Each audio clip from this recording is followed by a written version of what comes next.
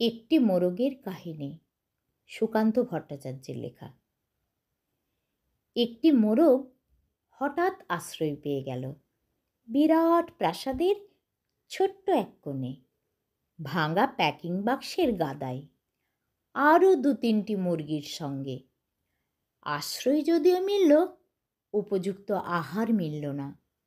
সুতীক্ষ্ণ চিৎকারে প্রতিবাদ জানিয়ে গলা ফাটালো সেই মোরগ ভোর থেকে সন্ধে পর্যন্ত।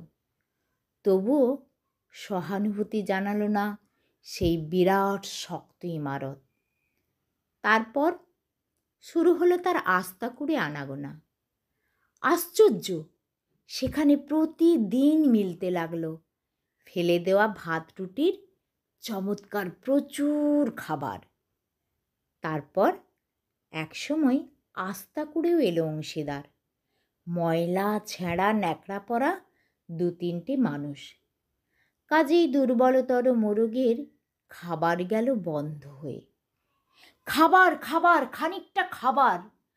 অসহায় মোরগ খাবারের সন্ধানে বারবার চেষ্টা করল প্রাসাদে ঢুকতে। প্রত্যেকবারই তাড়া খেল প্রচণ্ড। ছোট্ট মোরগ ঘাড় উঁচু করে স্বপ্ন দেখে প্রাসাদের ভিতর রাশি রাশি খাবার। তারপর সত্যি সে একদিন প্রাসাদে ঢুকতে পেল।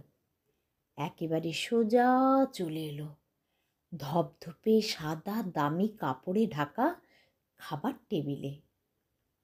অবশ্য খাবার খেতে নয়, খাবার হিসেবে।